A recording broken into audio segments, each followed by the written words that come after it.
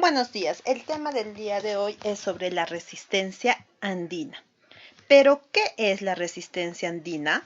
Fueron las luchas que se dieron entre los descendientes de los incas y los conquistadores españoles tras la muerte de Atahualpa.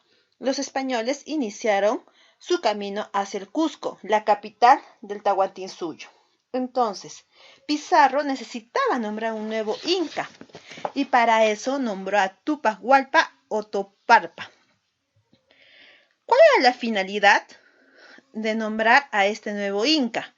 Era que la población indígena le rindiera obediencia y respeto. Además, cabe resaltar que Tupac Hualpa o Toparpa era hermano menor de Huáscar y Atahualpa. Sin embargo, este murió en el trayecto en extrañas circunstancias.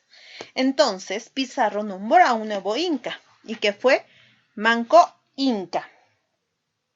Era otro hermano de Huáscar y Atahualpa. Pero Manco Inca, al darse cuenta de las intenciones españolas, inició la resistencia. Con Manco Inca se inicia la resistencia en Vilcabamba. Y vamos a ver los incas de Vilcabamba. Para eso tenemos que recordar ciertas fechas. 1533, Pizarro entró al Cusco.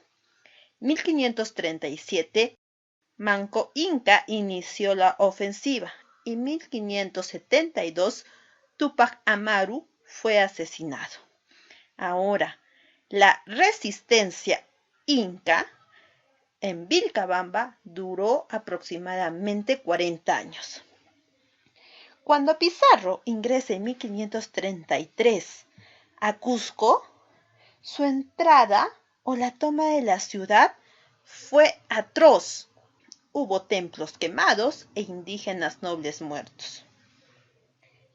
Esta situación la aprovechó Manco Inca. En ausencia de Pizarro, se pudo escapar y organizar la resistencia. Así planeó combatir a los españoles y cercó el Cusco durante varios meses. Entonces, para que en 1537 Manco Inca inicie la ofensiva, lo primero que tenía que hacer es preparar una estrategia. No me voy a olvidar, 1533 Pizarro ingresa al Cusco. Pero en 1537 recién Manco Inca prepara la ofensiva. En este periodo de años, ¿qué es lo que hace Manco Inca?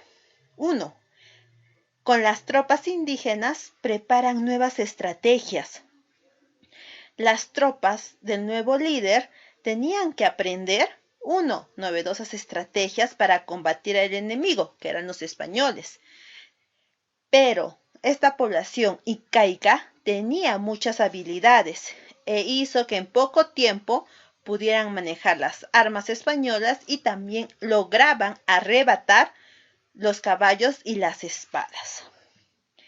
Ahora, cuando en 1537 Manco Inca inicia la ofensiva con toda esta nueva estrategia, hubieron desventajas en su tropa. Y una de ellas fue que lamentablemente, luego de una larga lucha, las tropas de Manco Inca fueron atacadas por el hambre y derrotadas por los españoles.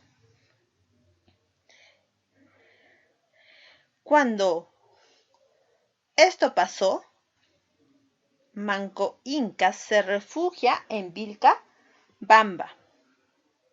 Entonces, Vilcabamba era un lugar estratégico para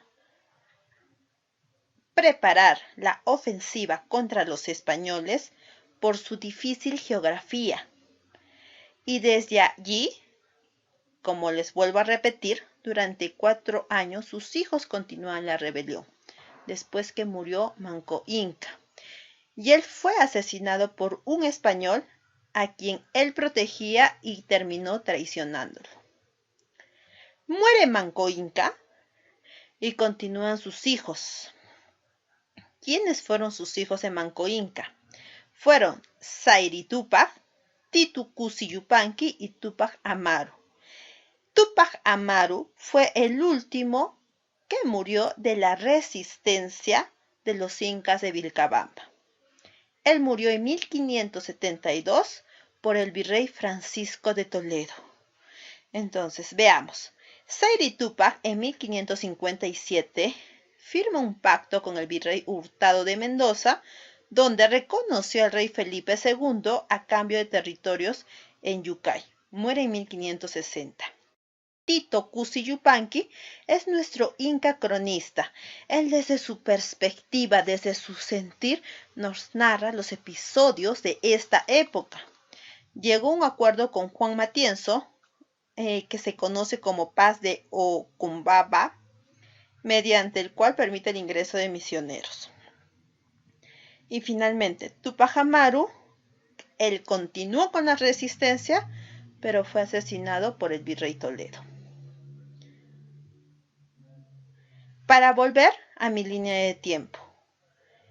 1533, Pizarro entra al Cusco y comete destrozos en la ciudad. 1537, Manco Inca preparó su ofensiva después de varios años de preparación. Pero él murió y sus hijos continuaron con esta ofensiva hasta que el último, Tupac Amaru, en 1572, fue asesinado por el virrey Toledo. Ahora, los cambios después de la conquista. Los cambios son aquellas variaciones y transformaciones que sufrió la cultura andina luego de la derrota de los incas. Cuando estos cambios van a representar una nueva organización de la vida general de los habitantes de esa parte del mundo. Hubieron cambios en la población, en la agricultura, en lo político, en lo cultural y en lo social. En la población, no me voy a olvidar que en ese tiempo ya el imperio del Tahuantinsuyo tenía las enfermedades de la viruela y el sarampión. Y con la nueva enfermedad de la gripe se produjo un importante descenso de la población indígena, pero no solamente del Tahuantinsuyo, sino también de América del Sur. Esta situación se repitió en gran parte de la población de América, incluso el Caribe fue donde las poblaciones nativas prácticamente desaparecieron.